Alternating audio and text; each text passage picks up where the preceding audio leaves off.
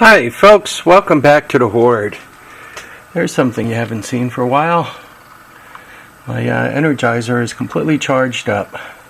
So it's about 12:15, 26.6 degrees Celsius, 57% humidity. Today, I can't see that, could you guys see that? Today is the last day of July. Welcome to Friday. Welcome to just under 80 degrees. So what am I up to today? Unfortunately, when you have a horde, you find yourself sequencing things. You can't just do item 1, right? The first thing you want to do. A lot of times, you find yourself moving crap around so that you could get to the space that you need to get to do item number 1. One of my goals for the day is I want to kind of get this cleared off. So if I get this cleared off, then I have a clean, dry spot to put a few things. So as I try to work down here, I could get to that clean, dry spot. And upside down video and a cat. Anyway, I showed you guys this thing. This was on that, and I pulled the deck off. Why? Because it's never going to cut grass again, so I don't need the deck. Anyhow, I just wanted to spend a few minutes underneath it trying to figure out what I got and what I don't have and so forth. This thing here, right, raises and lowers the deck. Yeah, my upside down thing is going on. There we go. So this raises and lowers the deck, right?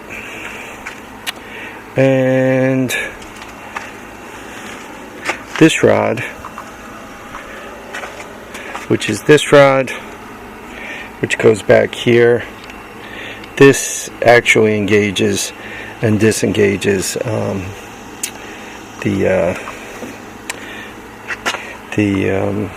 deck. I've disconnected a bunch of it, right? So, but if you look at this thing, it's fairly flimsy. The only thing that attaches the front end to the body is this piece, right? And they kind of bolt it on. So you can see it's not put on all that well. And then, I guess to keep it from folding, should one hit something, they put these things on it. Right, and on this side it's missing, you could see it, but it must have rotted right off. So as you look at this rig, it's pretty, it's really pretty flimsy. And I mention that because I'm looking at it, I'm trying to figure out what I want to do with it. If one wants to build like Pug has those powered lawn chairs that he goes flying about on, and you know, he goes over jumps with it. If you do that with this, chances are this front end here will just fold, and then you'll nosedive into the ground. Hopefully this gives way as you're propelled into it. If not, if you kind of start going over it, you'll grab your manhood on that, and you'll have a bad day as you go lumbering into the ground.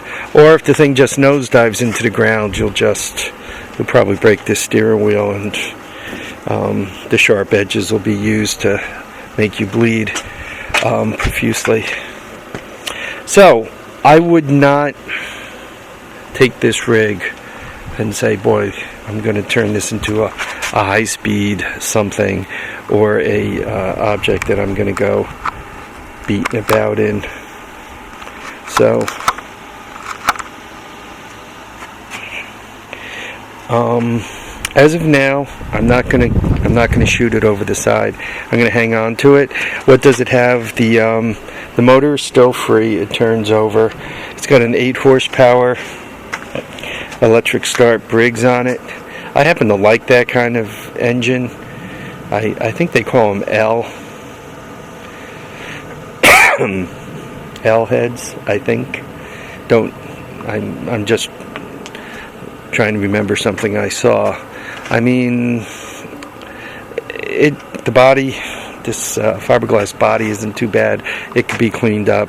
So for a little runaround cart type thing, especially for a non-driver in my crew, it might not be bad just to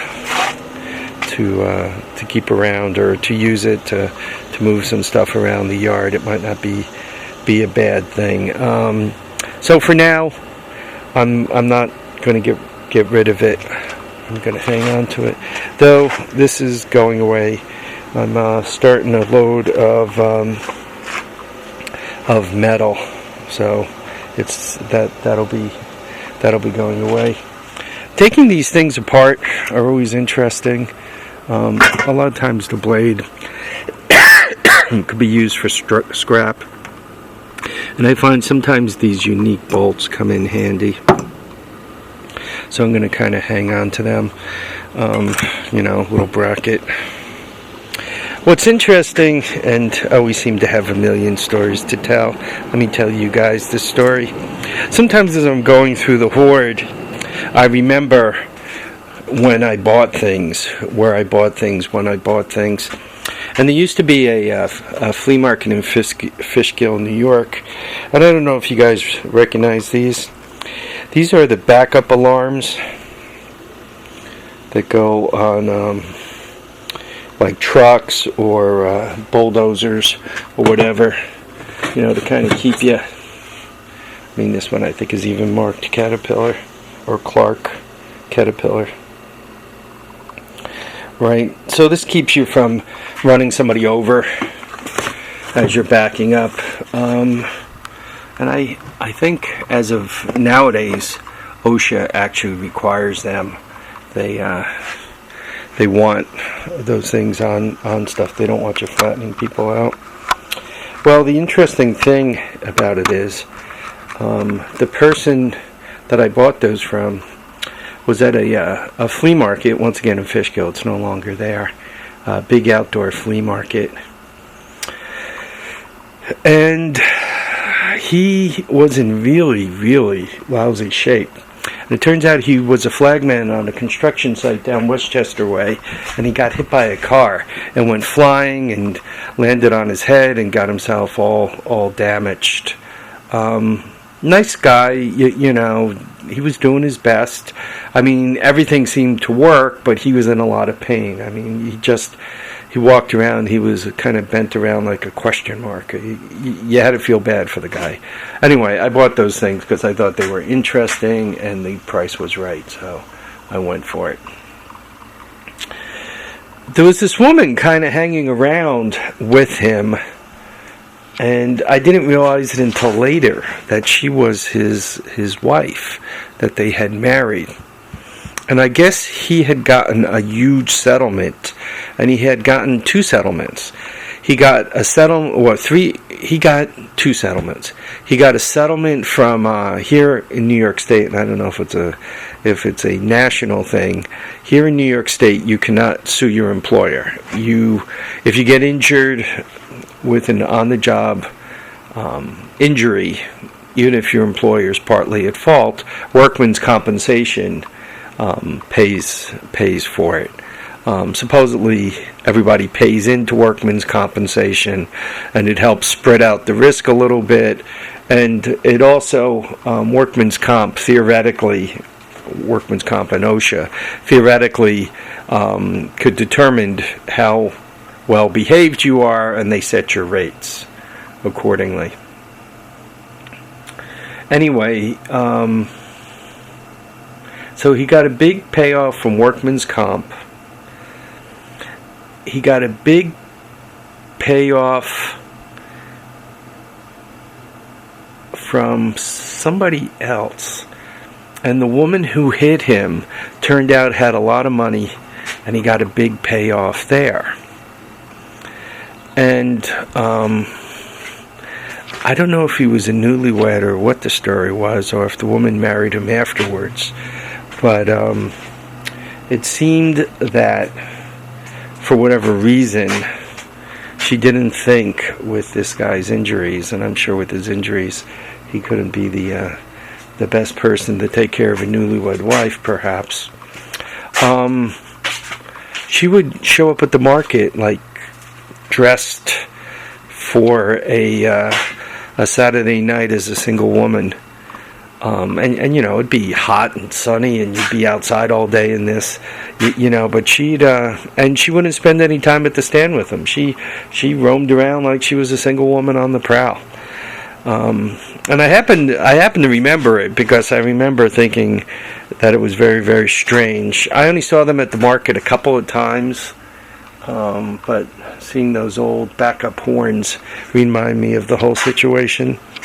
Anyway, I do hope, and who knows, maybe that guy is a subscriber of mine. He had to know what she was up to because, it was blatantly obvious. He probably traded her in and hopefully got himself a better wife. Somebody perhaps who cares a little bit more about him. And hopefully his life is better. But I remember thinking it was so strange that, somebody, oh yeah, they're newlyweds. And I'm thinking, why is she dressed like that, roaming the market as she is? Didn't seem right. But who am I to judge? Okay, folks, I'm sure there'll be another 100 stories as I go through this crap. Guys, I want to thank you all for watching and commenting and subscribing. Remember to keep your feet down, keep your head up. And remember to get out there and enjoy all your days. Bye now.